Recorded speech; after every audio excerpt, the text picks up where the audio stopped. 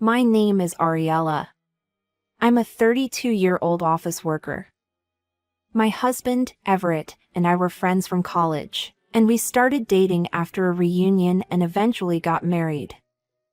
Even now, after 3 years, we get along so well that we often go out together on weekends.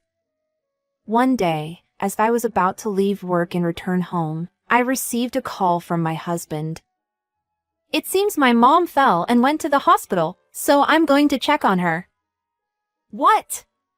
Is she okay?" I headed straight to the hospital. Since my in-laws live nearby, the hospital they usually go to is also close by. When I arrived at the hospital, my husband was already there. "Ariella, you've come to see me?" As I peered into the hospital room, my mother-in-law smiled happily at me. But she had bandages on and it looked painful. I heard that she has a sprained ankle and a cracked wrist. Even though she has a job, she'll probably have to take some time off. "I'll focus on treatment for now." She said that with a smile, and my husband and I felt relieved. Then, my brother-in-law and his wife arrived. "I heard you fell, Mom." I thought they were worried, but I couldn't believe what I heard next. "What the heck were you doing? Did you take a bus here?" "Huh? A taxi? Why did you waste money like that?" His wife chimed in. "When can you go back to work? And what about the house chores? Who do you think will take care of all that in place of you?" My brother-in-law and his wife have a grade school-aged son and live with my mother-in-law. According to my husband, because they wanted to save money for buying their own home in the future. They moved in with her in a rather intrusive manner, saying that it must be lonely for her to live in such a big house alone. My mother-in-law works until the evening, and when she comes home, she cooks meals for my brother-in-law's family and takes care of most of the housework. She even looks after their grade school-aged son. She has a naturally caring personality and can't leave people in need, so it seems this situation is unavoidable for her. However, my husband says that we shouldn't stick our nose into it, because we don't know anything like living expenses and such.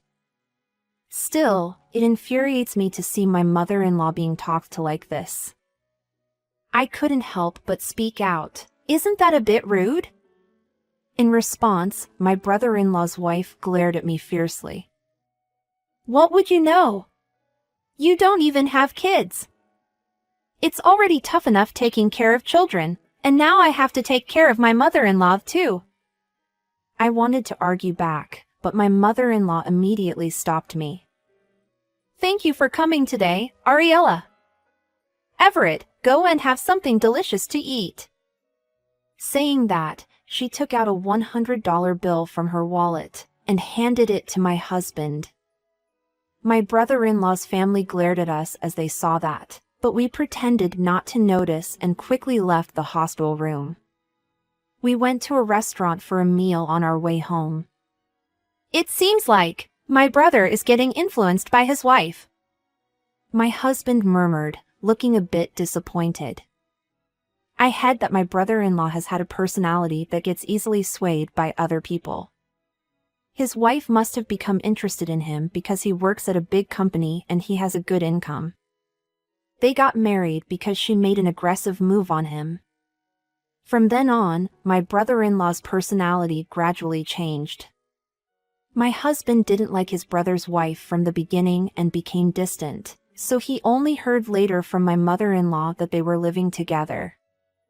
"I wonder if your mother is okay," I said to my husband because I was concerned about the attitude of my brother-in-law and his wife earlier. He said that he wanted to visit his mother's home more frequently for a while, so I agreed. The next day, my mother-in-law was scheduled to be discharged after her examination, so my husband and I drove to the hospital. My brother-in-law didn't have a car, so I thought we could give him a ride, but we were met with an unexpected situation. When we entered the hospital room, my mother-in-law was getting ready to leave. However, she seemed to be having a hard time with her hands and feet. After I greeted her, I helped her. "Where is Grady?" Naturally, we expected his brother to be here to pick her up, but when my husband asked my mother-in-law, she sadly replied, "He's busy, so he can't come. He told me to take the bus back." My husband and I exchanged glances. Neither of them can come to pick her up in this situation? If that's the case, at least they should have asked us to pick her up. And they told her to take the bus home. It's already difficult for her to walk, and she has luggage too. I'm sure my husband and I were both thinking the same thing. Even I am getting really angry, so my husband must be even more furious, because his own mother was being treated like that. However, my mother-in-law said, "Don't be angry with them. I'll be fine." When we drove my mother-in-law home, there was no one at their house. My husband supported his mother, and I carried the luggage, but the inside of the house was in a terrible state. There were piles of unwashed laundry and dirty dishes. My mother-in-law was hospitalized for only 1 day, so what on earth happened here? "I'm responsible for the housework, so there's no choice," my mother-in-law said, trying to start tidying up, but we quickly stopped her. Seeing a mess worse than we expected, my husband secretly consulted with me. "Can we let my mom stay with us for a while?" he asked. I nodded enthusiastically, and he made the proposal to his mother. But she smiled and said, "Thank you. But you know, I don't want to leave this house where I spent time with your father. We have so many memories together." With her words, we couldn't insist any further. When my brother-in-law returned later, my husband confronted him. "Until Mom's injury heals, don't make her do any housework. If you have any problems, let us know, and we'll help." Saying that, we left my in-laws' home. Every few days, we visit my in-laws' house. Perhaps my husband's visit had an effect, as the house is not messy. That day, I had a day off from work, so I bought some gifts, and visited my in-laws alone.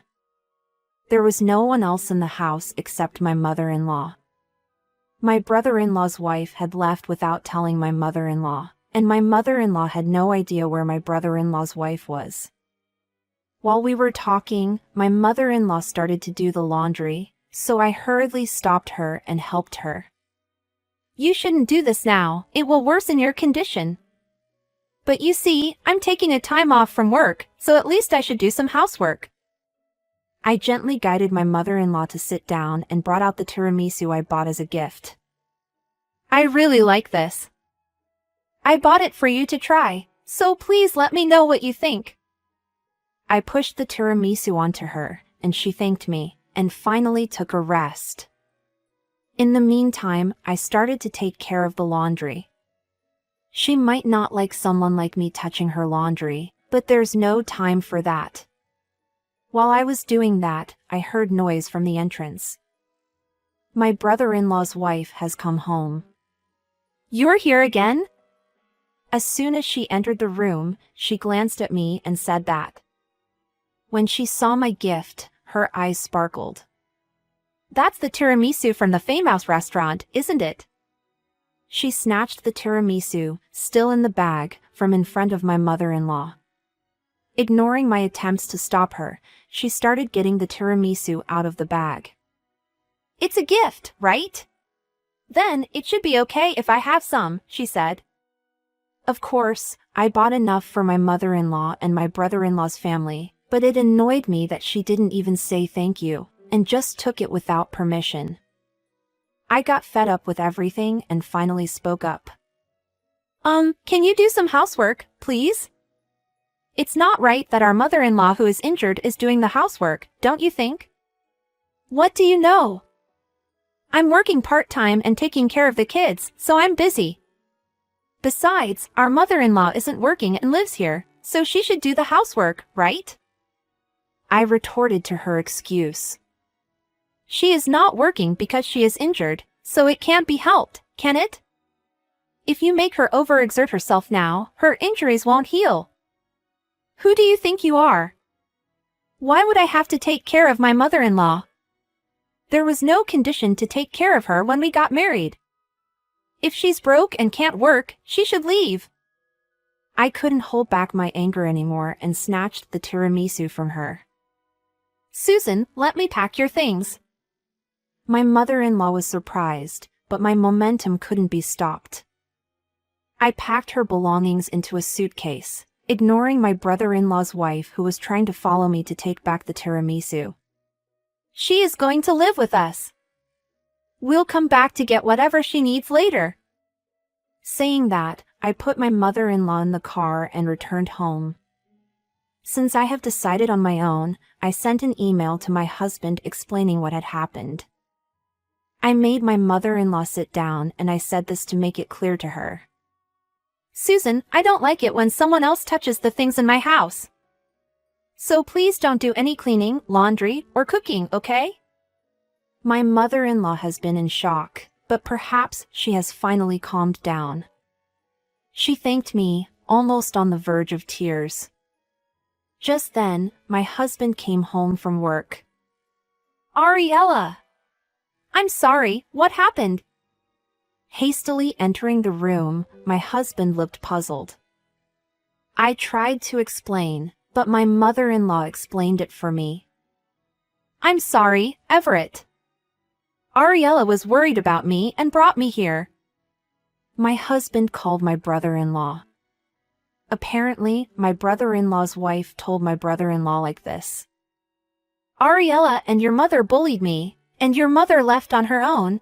She's still playing the victim at this point. But my brother-in-law also seems rather gullible to believe her so easily. It seemed that my brother-in-law was blaming my husband, but my husband retorted. Your wife has been making Mom do the housework, hasn't she? And it seems that she said some pretty awful things to Mom, too. You should have a proper discussion with your wife. Saying that, my husband hung up the phone. Then, my mother-in-law started talking little by little. They suddenly said that they wanted to live with me because they were worried about me being alone. I refused, but they moved in anyway, and told me that if I didn't want to live with them, I should rent an apartment for myself. My daughter-in-law said if I didn't live with them, they'd get divorced, and I felt bad for your brother. In the end, the housework was my job, and no one was home when their kids came home, so I had to take care of them, but they haven't even paid for the living expenses. Neither my husband nor I knew that something like that was happening, and we exchanged glances. My brother-in-law seems to believe that his wife and my mother-in-law shared the household chores equally. Also, apparently his wife lies that she is going to work, but in reality she goes out to have fun on her days off. My mother-in-law said that she couldn't bring herself to tell anyone about this either. Actually, my brother-in-law was a victim of marriage fraud in the past, and my mother-in-law is worried that he won't recover if they get divorced. She feels sorry for him, which is why she couldn't say anything. My husband also has a complicated expression. That's understandable. But for now, the priority is my mother-in-law's recovery, so we decided to set aside the topic about her living with my brother-in-law's family for the time being. From that day on, I made meals in advance, came home without working overtime, and made efforts to make things easier for my mother-in-law. Thanks to that, when she went for a checkup, she was told that her recovery was going well. When she returned from the hospital, she handed an envelope to my husband and me. When my husband checked the contents, there was a bundle of $100 bills inside. Here's $8,000 for living expenses, she said. What? We both exclaimed in surprise. What's this $8,000 for? Why is she trying to give us such a big amount of money? We vigorously shook our heads. Mom, you don't need to pay for living expenses. That's right. Besides, we can't accept such a large amount of money." Saying that, my mother-in-law teared up. When Ariella took me out of that house and brought me here, I felt so relieved. I couldn't imagine leaving the house full of memories with your father, but after being apart from it, I became convinced that memories wouldn't disappear even if I wasn't there. Living with my brother-in-law and his family must have been tough. As for the $8,000, my mother-in-law has real estate and receives rent every month. She stopped by the bank when she went to the hospital and withdrew a nice round number. My husband was also surprised because he didn't know she was earning so much. My mother-in-law smiled and said, "Moreover, both of you have taken such good care of me, and since I came here, I've been able to relax a lot. Today, the doctor said that the recovery is going well, so after I recover, I'll sell that house and look for a condo." Hearing these unexpected words, my husband and I exchanged glances. I was a fool for spoiling them. The grandchildren are cute, but they don't listen to what I say. Their parents don't act like parents, and they don't even contribute to the living expenses. So, this is my way of thanking you. Please accept it. My husband replied, "Then I'll accept it. I'll use this for Ariella, who worked hard this time." My mother-in-law nodded. After that, we decided to have a discussion with my brother-in-law and his wife, so we visited the family home together with my mother-in-law. As expected, the room was in a complete mess.